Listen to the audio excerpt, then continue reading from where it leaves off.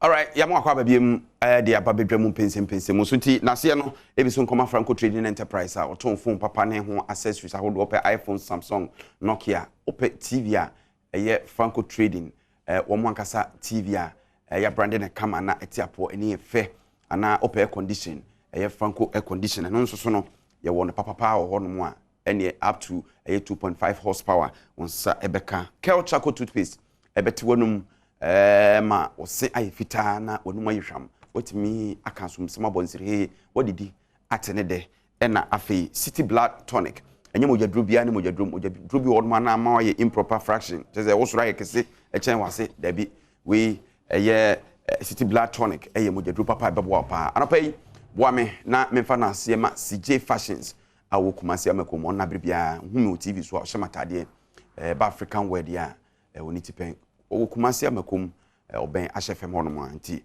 udru amakom now can CJ Fashions will be a better number 0268 505021 0268 505021 o madama eneja yatena apaswa yede enkomodi ebro anapa me wo honorable Samuel Ayepe oye kanema sebdwani edema omanfo wo ayensua no na me say den a wo besa ba hwe be next year na primary be France ye no eden ya honorable IP between sense of say or some unfinished business bi e wa yensua no a e wo so hwe na okokoto aso e na lawyer Chumberima eye NDC communications team member emranim ni mapa pedifo mi enu ne no bedi nkomo na no pe honorable IP good morning ya nua mi nua na tren nyame adom na so e nyame adom hu ye pa ayensua no fo ho ye nyame adom wo hu ye na ma memfa kwan a wode ama mi so na mema minua omahene na sante mema ne shedding wa hwede na ja ya me adoma ya be ka no na waja ne papa kwan ebru se ana aye eka hia mema hia mema a o beso yimu nti nyakopon no nim ni ye no ye sure nyakopon fa na ja kra ensi ma no ya ba ne shedding kwamna sante yo nipa mpa ye ga so bi onipa wote ase nti anje show yi sunku a fi kura wotu be frɛ hwese ne nipa hote nti sa ade atonani a ebeboa no amana kwa ye mabusia eye mahene kwamna sante na jafi mu ni nyina ahyeden ma wo nyina ahyeden na mo fa sa kwan so nchi a ayensu anofo nyina okay dititiru ne ahemfo ne mpahenfo menu anu mewo otonase community ba kwa wa ayensu ya no na kuro no mpanefo kyekyerehye popo bi ase popo no ani ase na kuro no ye fra popo no kran na kran no ewo no source river bi eteki source river kran no na nua ewo mountain popo kran nim na nipa bonefo bi pese wode sa popo no kware na ye no wanga trans onkobubu yewu da ye no wanga trans so mu yesa mu de dynamite be ka popo na ebe se ekuro no eno pa ho a mra minerals act na so da ho minerals act na shekete say popo biara nsu bi taking the source efimu no sa popo no de ye kware a enyi na so wanga sinkete say wo be ye o agenkrata na ye wo fan krata bia nkyere yenye na wanga be drop popo no ho nyina adwuru abubu nua eye bafa area nua bonsu no ho ban ba bia nsu na nu anakasa ho no rock okọ ho a gashi out pa akodu ba bia na ayera ahyen asase ase na asen apue ene ya ya nua me pictures ne be kirew ya ye reservoir kese bra na mene na opeyi eye DC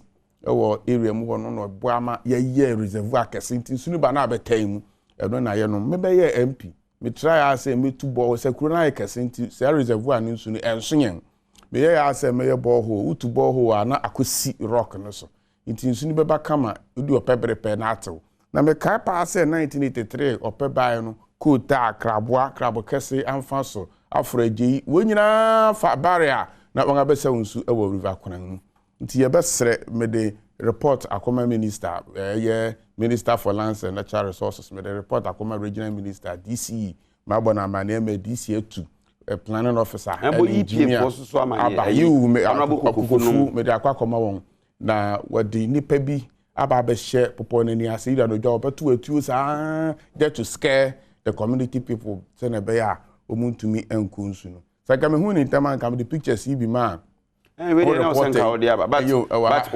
what can impo no I promise say ye be ma reporters ni wako na omo akwa yawda na ye Adom a oman ni nyina oton asefo e wa kwantum ene won wo krom ho nyina ye nyina hia na ya among options popo no ya aban dia ye hu sa aban dia ma concession anyway but sa aban dia ma concession a untumi nye kware wo mountain kran wo mde ko oton ase kuro no ho into wo mere settlement na kuro a contain registered voters on last elections near 2,500 registered voters so betumi a resettle kuro na ya ka sa ba hwa wo the cost of resettlement no more expensive than the quarry ya value emphasis e beba ade no mo be ne so any insunsu a e be mo ye hu document bia na wonga be sese kura mpu a wonya fa machines in start quarry no niama wonga ye wo popo na ni ase ebubu ya kase a ne nanom ye beto ye sisi ho ode ye e bia obeka so furu tu ha oni nyame Adom a ye be ma report e kwati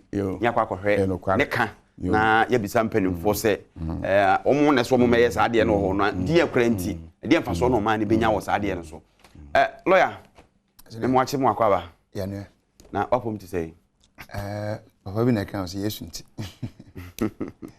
yesunti Adom yeah enim say NDC bibi ekokama Adom enra nya information say mo regional vet no ekoso I think say weekend is una constituency so elections in so ba mo you prepared that most of the constituencies I think accept is region I think a week after or something yeah say bibi ekokama there oh yes at this point there is nothing to complain about okay honorable I pay yen say yen common ase na I can't turn my back on Ofori-Atta Ghana man pen na dan kwakufu Addo ene de sanse mu atodwa nkomodie nso wa Mpensenpensemu a wodi nkomo a na ya na nkomodie ebia amanfo bi die ne se ye finance minister Ira Ken Ofori-Atta ase ne nsa agene sanse niyo mo hihye nyina bibia adweregu ene dollar ena edu 12.4 na kuru mu ayedin meka say gutafo atretin class on betoto shops mu a na wie yi ko ya ebetimi atisa bad news no but yade omo aka nti den ya bia besi ene ahokere su minim say wo grounds uti amanfo anamu bisawa onabo na de na ekoso yi de ewo kuru mu ayedin o etibi mfo say ka omampani sesa ne nsa no a ya adwene ni ba ko fotirim ebia no bi fro betena yesi kasam no ho te odada na so omampani se da ontimi ndan na chi enchire na dan o dan na chi akire no no ementi ase se so bi ye adwuma na adwuma sunsun aso eba manfo no so bi ekem na wosesa na no chese wadan o chi amanipa no dabi medical echi omampahene ma bona baso ewo Ashanti region me hu adwuru me na me hu adwuru me nyina ne se mehwe nyuma a omampahene akọ Mpensenpensemu nyuma we fi ase danadi me gye se Mpensenpensemu wura otumfo se etu otoso ebi ono kra no hu adwuru no because o ka kire president say ko na ne awaye no ko ka kire Ghana fo ne awaye no ko ka kire Ghana fo esan se mehwe eniama kakra president adanadi we Mpensenpensemu Ashanti region na maybe say na yaye we nyina na yenka hwe say yatumi asi 150 ebi ikoso ne ebi ha yesi ewie ebi ayensi wieye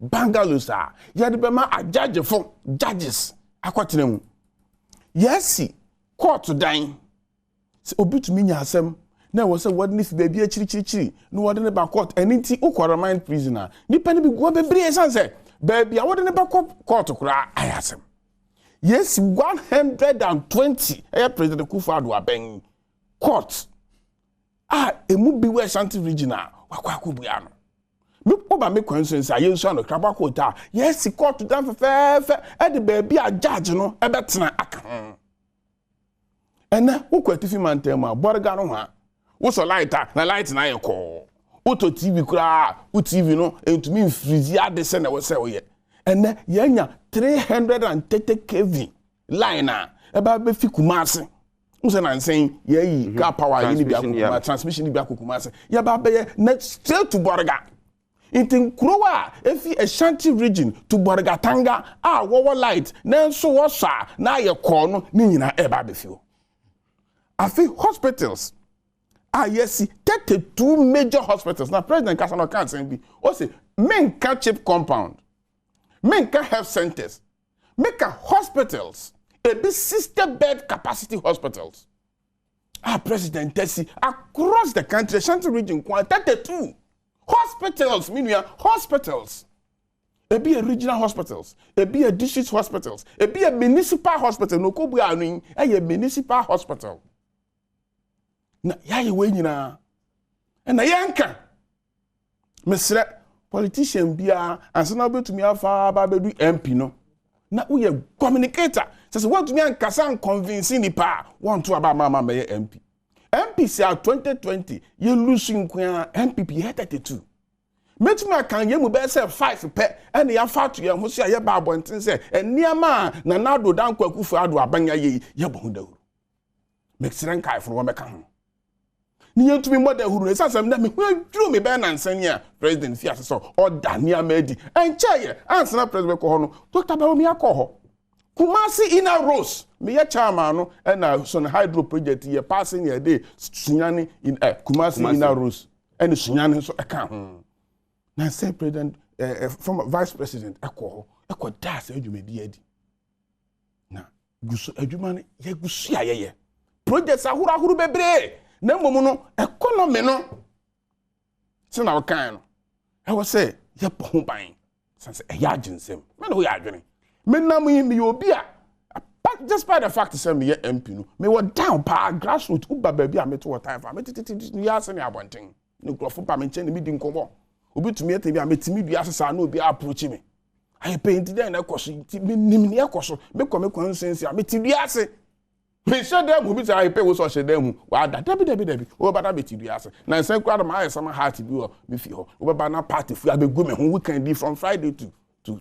Monday no na me buy iti me nim wo be ka kire me party fu ni bi ba me nchen be ka kire me iti ye nim ne ekọ na eden ene ekoso apart from mo be ka kire wa so utopetua na me so me tobi me also me feel bi ototo ne o makakra na nsen na me Land Cruiser no me cars bi go be park na ja we use car to consumption no we dey akwa ko longe me who so the salon bi na buy yes so me ko longe ni na me use Land Cruiser because you managing am ya jetum na den na dey buy so we hwe na Addo dan kwakufu Adom and the finance minister we performance from 2021 to 2019 economic indicators e be dey gwana bibia da ho pefese edwuma no yabo na momu no eden na aba external crisis yeka say COVID ba from 2020 and the best shatter and my papa the economic conditions near be dey atoto akwa mu nyina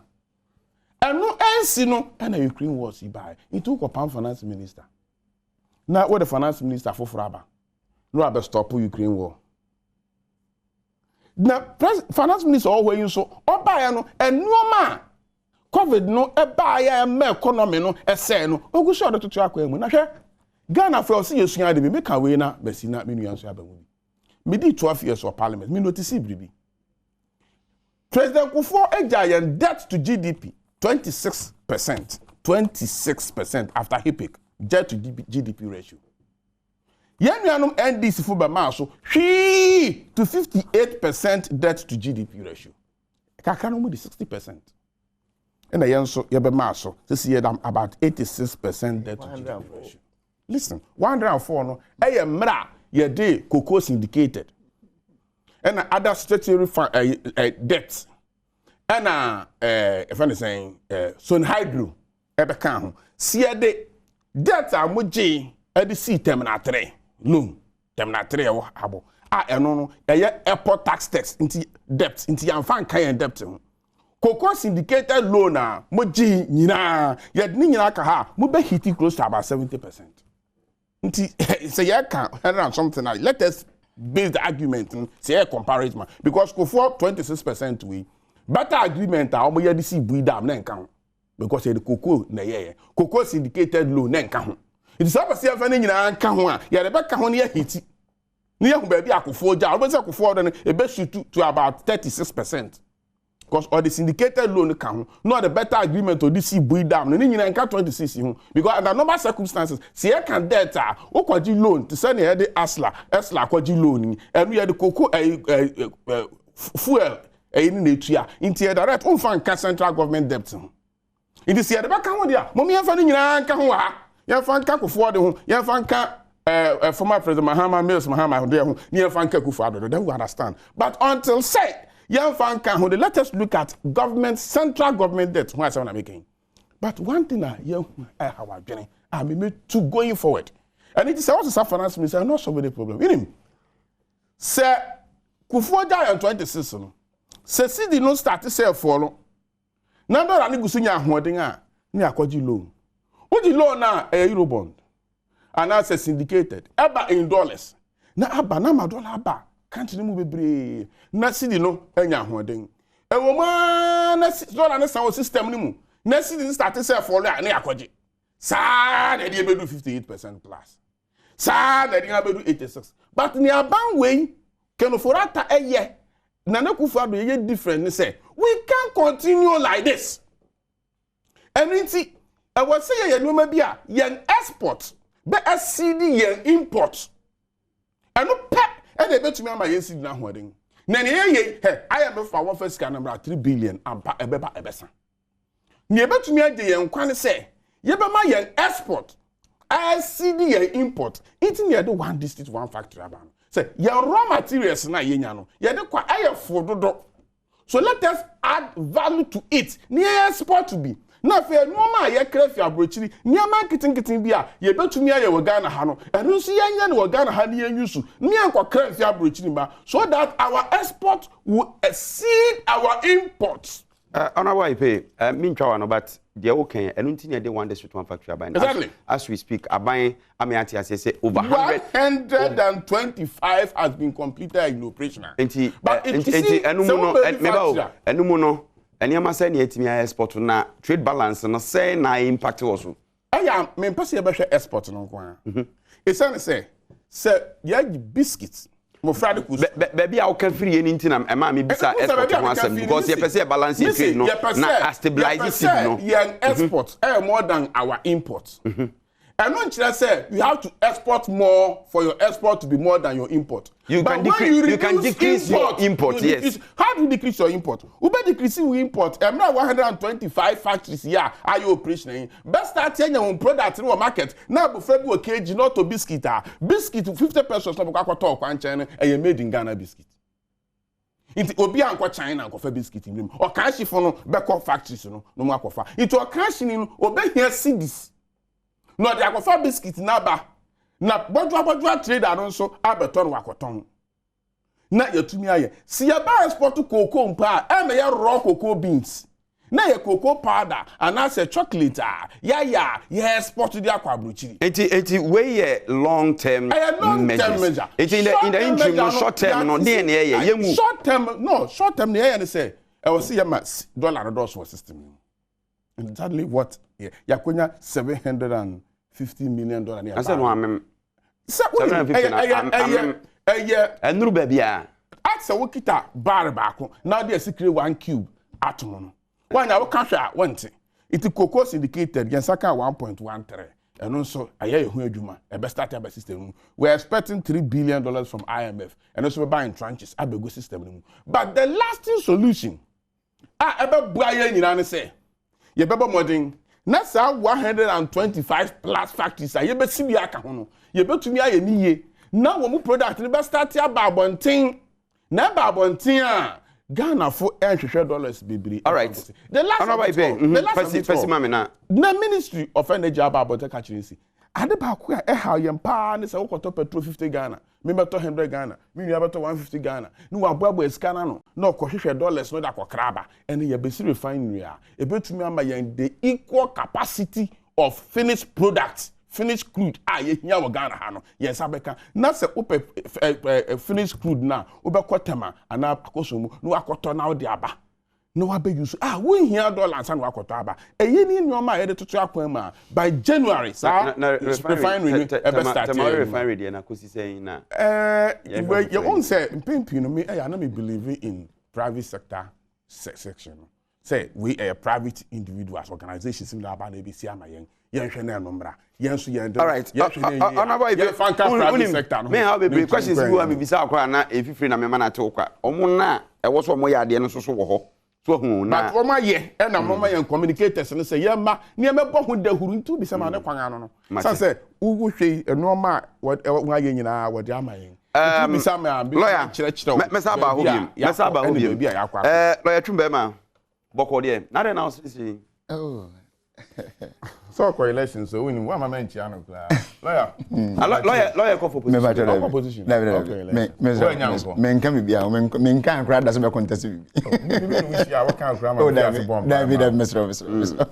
all right eti lawyer anyway ya e de yera kan Ofori-Atta onya ni trade me sure so ne na nyina be wi term of office no be bia e kan ko ide ne di kan ma me nchia ahwefo agibre hwe ene mpanifo a etie sabre mpepia metai ka se ye betena ba bi se no enye se yenim ma ne broso na mu akwanya bi na abakeke so there are people who are listening to us they may have more knowledge than we do but that is because any opportunity nti na ja and pa ye tia e kire adwen fa ne ma bi a ACC na ekoso e o man mu na Ampofo wa papa oh o kan sembi e wona nyum ba ko mo se wiase bibi anya wo a ehunyansa obenyansa fo ebu no be thank you o pare akosema for Jeba oh za me fan pa o na sa so no kan na wo di nti o kan sa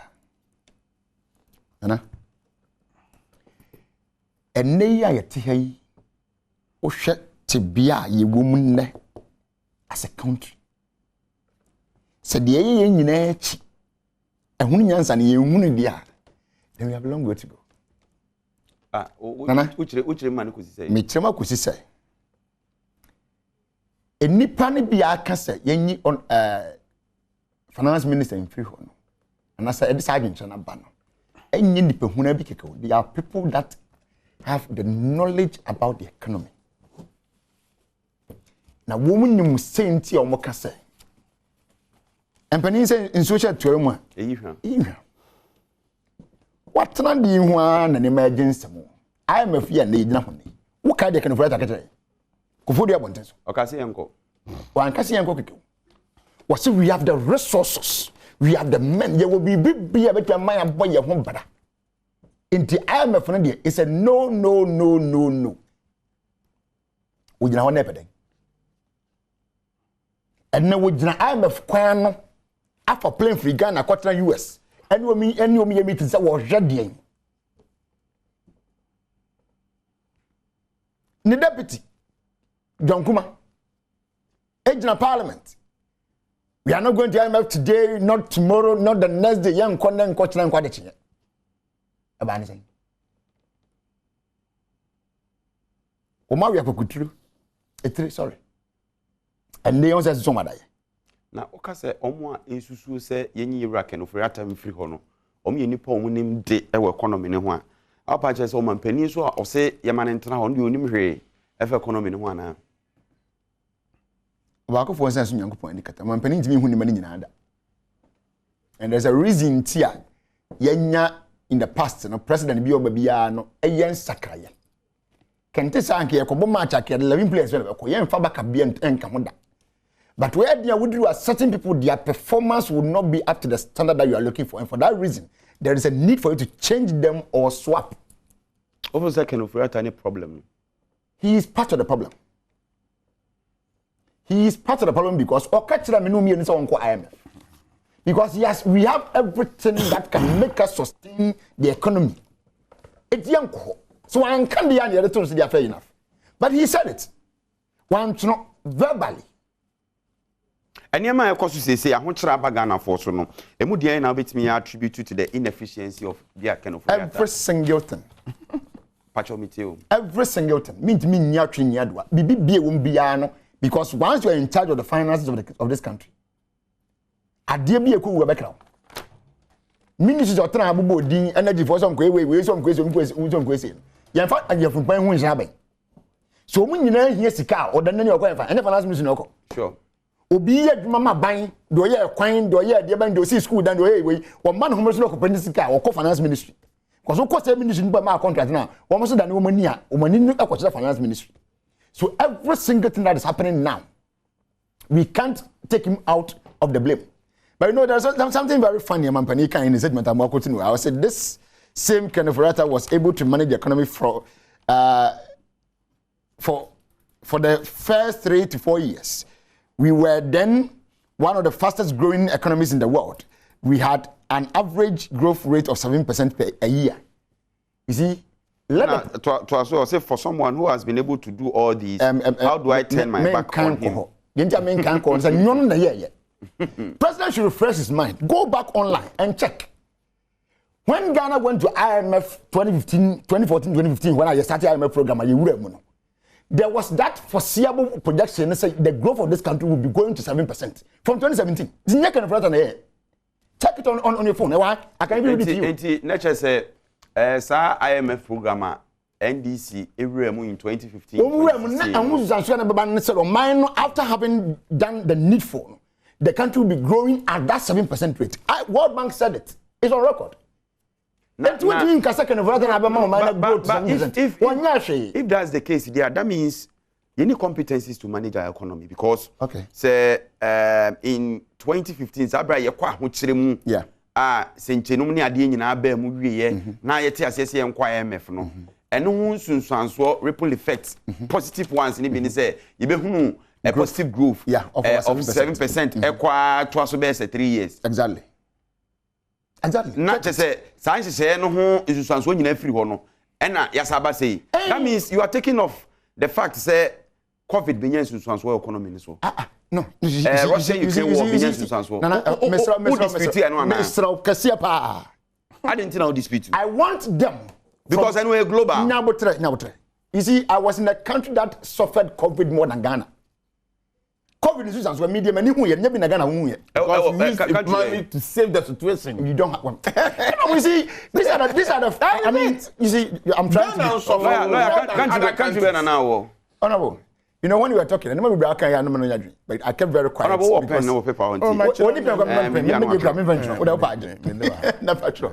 You see, I was in the US during the COVID era. The person may come out here and say, I want them to tell us, say, COVID never, you know. Yes, it is some economy, no problem. What is the percentage? The effect in the percentage power on our economy, yes. A good question, yeah. But you understand say the way US for manage your money and sana na because then we have friends in the US then obviously COVID is so great.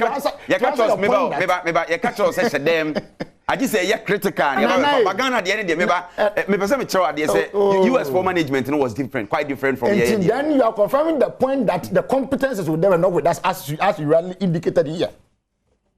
Competence no one had you been here. It's not yet to me. They said, they said, so we are now, yes, them. Any Ghana, they are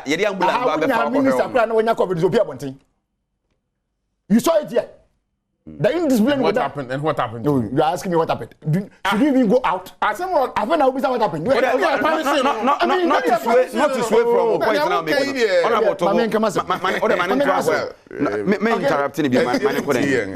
Okay, so I heard you go. Nana, they may be saying, so COVID affects the economy negatively. Percentage that I affect and ASN. A good question. Russia, they are not so affected the negatively. Percentage in ASN because when Moncasa in Nako we say, and only about 90% of our problems. And our boy form. That's the point. And I'm telling them here today that it's a lie. And then so what's the truth? Because the truth is that yes, COVID affects you in Punua. Nana, everything has two sides.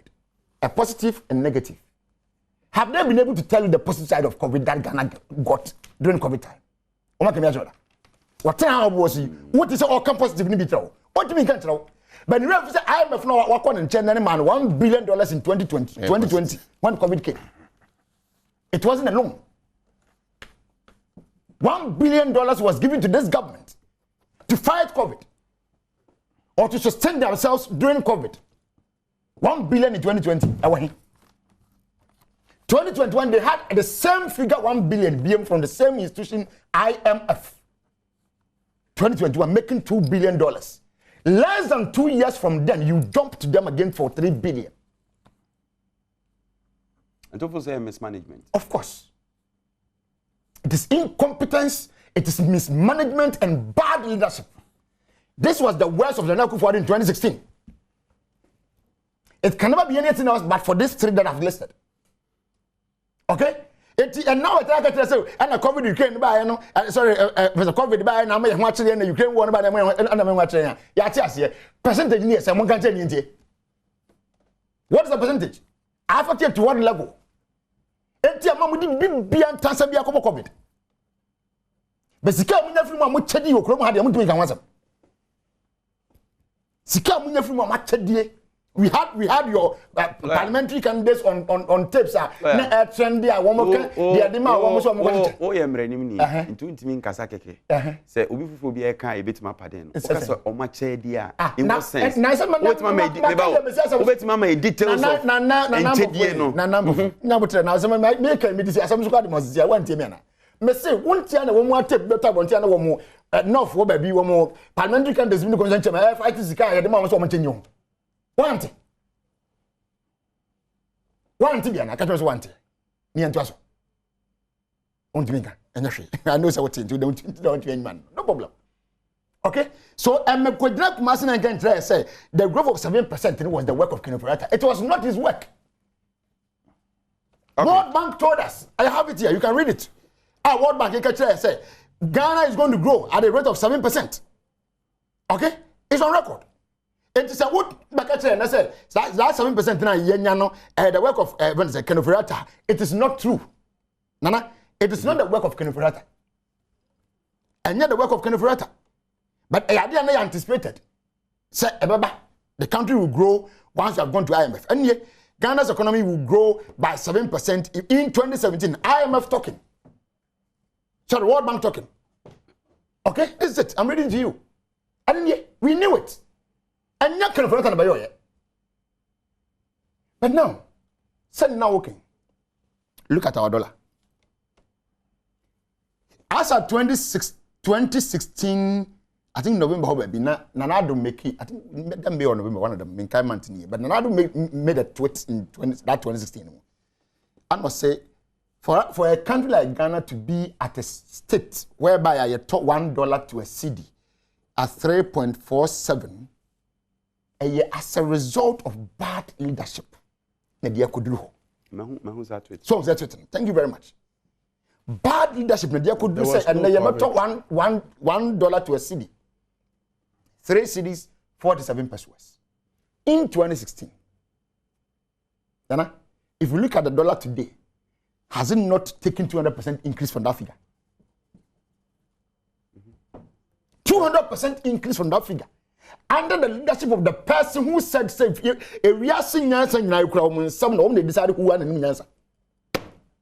we've got our vice president leading the talk, telling us how to even fix our city or our economy, no run on lectures. And now, what can they do? Vice President Inam Kuma. Economy, what is your economy? What's it? The last time I want to say okay economy as well, can not show you Mpong. Yes, so was Ampofo-Adjei be our name. This is not the time. All right, but I say a brain is okay economy. What's it? I can't say watching the sea. Not I took promoted for my IGP, no president, and no anymore. And I don't learn across 12 cities. If we are not careful, it will be 13 or 14 cities by December. But you say speculations when you ask with me affected a dollar. Speculations in a year and affected. Yes. Anti-affected. Send me a new bill or cast one. Because Matisse has been cast over by Christmas, they never do 15. All those speculations. And what? Dollar net. No, make up. I mean, okay. Vice President. He's the one leading the economic management team. Okay? And I almost on one side of Bossa, one of them, was say they are going to stabilize the economy, number one, they are going to stabilize our city, number two, and people, banks will chase people with loans. Some bank combatant a commission, what about Pumus and what did loan, bro? And the people are even running away from the loans because loan didn't net interest at the amount when they say there's a 20%. The next 2 months, 3 months, not raise it, could you have more than what you had initially. This is the country that we are in. And then you are bold to go and stand somewhere and tell us, say, well, government now you are the what may stabilize the country. No, I'm a group of 7%. You would not do it. Lawyer, me da say, me samra honorable Ipeso na yen say bit me the guta for a protest no aka ho. It's about this same forex issue, dollar ne ho nkeka ho, and said na wo ka say adwuma yero aka no Ofori-Atta abo no. Honorable bit my ade nra. By now to papa so I don't just say the why renti me and for people from manima me adwuma. I agree. Yeah, but Professor Olenke, whatever you are coming to say to Guta for us na you addressing in abo me ko ubeye adwuma na uba betuaso na asama president kan o see it na me to me nan ma chinchire no esan say emra eto ni aye sense no o dan wa ji ache nipa ni say emra eto na aye den ono na otumi boa ma economy ni ejina ne nan so nti asam bread menua yi kasa no osi yenya $1 billion say sika no ye di sika no ye adwuma ema edije nipa nkwa ama World Bank for nanka sanka what is kind of buy no esama ye $60 million say ye hwe countries are ye dis kind of ma won nyina Ghana for kwanga mo fa so bo mo homoden dis kind of ye adwuma e de ma nipa bebre je nipa bebre nkwa nti ye ma me $60 million cities free e de aka ho and then we afi ano we afi okay the growth of economy say na a growth 7% IMF can you a growth 7% can Ofori-Atta operation group emra eto na ye den we are seeing na a grow in negatives mra you close ye lockdown we are see economy nyina grew negative figures Ghana a grow 0.4%. That was 2020-2021. We grew at 0.4%. Now countries niba -7, -4. Now you grow 0.4%. What is our growth post-COVID? Post-COVID, COVID, we grow economy. No? Today, the economy is growing around 3.4% compared to other economies. A grow 1%, 2%. Say, I mean, say exchange rates are how the growth of the economy. Ghana is one of the fastest growing economies in this country, in this world. We are growing post-COVID at 3.4%. And what's the impact, Honorable? The impact is the economy creating more jobs. Figures, correct. It looks more jobs. The economy is growing. It's economy creating more jobs. The only problem I face is the exchange rate, too high. It's close to about 12 to $1 now. Now factors in many. Dollar nankasa enya hoden soronku bia ene dollar etwa pound ene dollar etwa euro enti mo ma yan hwe se Ghana cedi no kwa na ho nya den dollar no so after the COVID no America for so de na bia atoto akwan mu ama dollar na nya hoden a bia sisika te se euro na no ho ya den ene asena benya $1 no I say okita €1.25 that is 1.25%. We are sisika nyina struggle. Ghana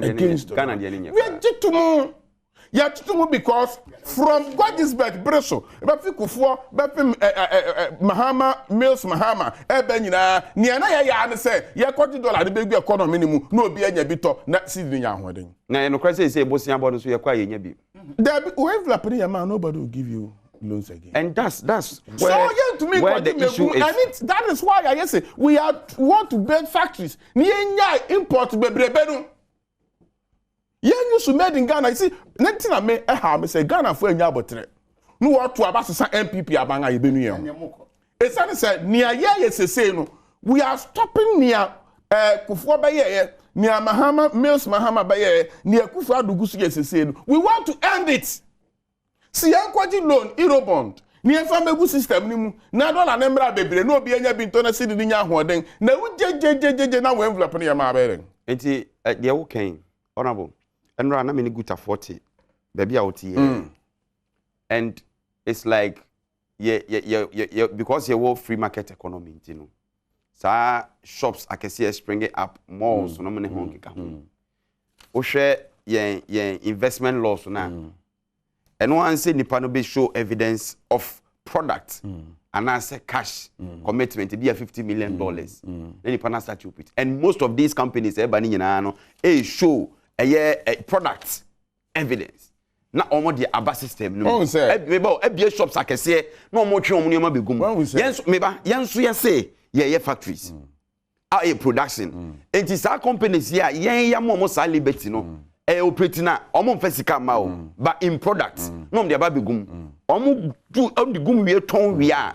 mo se sika no wo dollars no omo de ko enti de wo kan yen nkobesie ya na e be sa betre nkobesie and omo etu gold o kro ma kasie mu nyina onu so wie a wasesa ni sika no de ko be men chechiro mu se we build the factory and how we say wo ba be ma local importers no competition at the end of the day no the importer no be call local factory akofa product in that be go no shop that one there is agreed inti eba sare more competition afi yen say yen factories no are starting producer what we are going to do is say afi ye the levy eba be toto imported products oh biscuits so we have enough first na you import 90% this is to me e produce 60% into 40%. I want to pay biscuits because on fatu nyina biscuit ko. Aya de bia, anya san me pay biscuit but aya de bia common common tiase say ye fa esikresam sesi a ya kokra de aba. Ya bokona mo frank 50 pesos na Chinese biscuit na egu abontin bebre. And furniture so yeah go the same thing but ye onua na ye punua la gu fam na ye tunua agusu si ye pagalam say na okọ China mo a na furniture ho na okọ akoto and the factories aba you build the furniture the quality no and the China then is even better honorable your time na ya so you person ye hu say aban no animanimu ye sabe ya sa ye ru Ofori-Atta marani animanimu ye dey say ni o ma biensa ye pe dollar bebre wa system no na gutafo oil marketing companies so obia enya product dollar ne binto na cedi na ho de na mra so yakwenya loan Afrimax loan of 750 million yakwenya cocoa syndicated of 1.1 billion afi ye hwe anim say IMF so be hook up early next year na eno so etuma beboa nti ya sa no me eni yegusu ya ye na ye fast track say factories in their operations raw materials also nyama more na omutumi increase production na export no so intended as well nya more import pa magana ni bia ehwe ne e ko say you know na na kumantu onto no boase ye be sire gutafo woton store ni mu no na enya gutafo so one wo members ne nkasa ne pani bebre so ya nga adwene say okay say no ukofa ne ama na obeton be wie kwa na dollar rate na akosoro itu nya profit so mu nya botre no mensesa na memfangu ho mum na dollar ne kosoro na meyi ton bi sa na binu so start eyening eno so ya ma dollar ne so scarce in the system wo di ahia beguma na wo ewiska no ato dollar ne nyina na wo di asie eno so emwa nti emra guta e the pressure e to abanso no apa demonstration dey constitutional right. So by next week new transport fares will be back. Exactly because say I more than 16%, it's around 60% increase in fuel. Now agreement and say anytime be a fuel because 15% and above no you be increase transport fares. So definitely transport fares will go up. It's in the year too much. A year too much. President Adjatum, Finance Minister Adjatum, me and Metie having denied it. Me so Adjatum. And too much is situation no. And you see Adjatum ni atran and say dey say we ngachi. Ya Adjatum nyina so ye gusu ya ehu adwuma den make us say Finance Minister call US on the IMF near other institutions ni gusu ya. All right. Inti ye gusu niama bia wasi ye na Ghana ni fun ehun awon no ye best reguta wotun shop no mu no ebi kwa na wo members ni bi ton perishable goods unya kwoto mu na asay ebi kura na wo member bi ono so ni o ma egu no store mu no one ton in terms of the sound dollar ya dollar be sen akoso biem it is sane man wo ya emwa fa no nyina emwa ban emwa guta na emwa Ghana fo nso a won so kwakoto nyama no it ye be sere guta fo no se wonya abotre na aban etoto nyama is it a difficult time to be a communicator for the MPP? It is not. Oh, okay. It is not. Very okay. That's what I tell. Maybe my child no man akoso. My child will say, "Sa system say yen koto dollar me and no na edian for the present situation in which we find ourselves." But MPP solutions here they mean the same thing. No. You can't the interim one no. In the short term. Because that is what we can do. Save the situation. Na enu echi no, me ni kasa bi se ni se. Apart from an interim solution and media man, and a mid-term solution, I say you be reducing importation, near producing more in Ghana. No, or no so far Adwini be emra. A chere say once walk to about a pasisa kwebi in the west. Then once walk they can't tell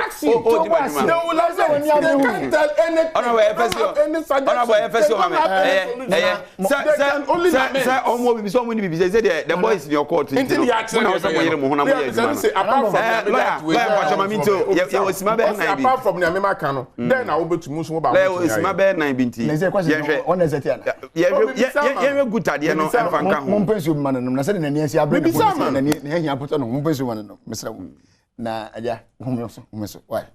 Adwuma akwa ese na dem pa okrom ho a in fact dey betua aka $1 billion a month kwa ha utimi nye bi so be MPP communicator. He said, Papa, Fifre, to what air condition going for better. Not some good one. You soon cast your papa, I run for you, man. So you might be no hurry out to me. Now, Yaminko, Uncle won't come, Ed, and Benjamin come. Nana, or can't be any manager home power. Was it 2020? Exclusive borders. Now, Sabane exclusive borders, no, Ghana, young coffin, you grow ye. Yamiasi. Busona bosa wa ya wo set 2020 ni mu no ye close borders ni nyina na ye land sea air borders ye close nya na mu bia nya dwuma no oman no ato gege ekuo the Ghana Revenue Authority amoka they were able to collect their taxes and even exceeded their target. Check it on your phone, is there? Oh, you don't know. Okay, they were able to exceed their target na by the more impossible na what would oman was also assessing ye part the biggest point of your revenue collection, your borders. But you understand that the targets were lowered. The targets. You're a talented, very experienced lawyer. Economy no can on the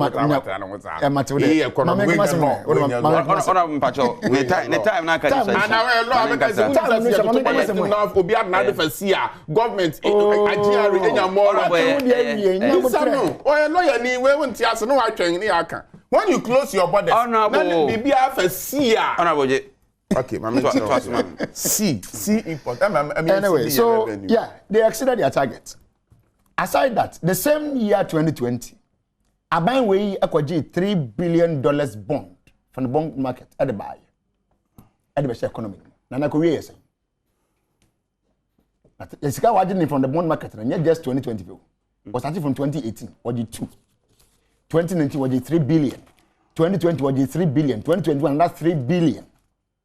Kakambum. What Jessica Wayne na be gufu to me so de be show minus kasem na gina brane nya hoden agina na so. Nana ni nyina achi no. What's how society akohwe ya to agu. Amen you are struggling to collect us back.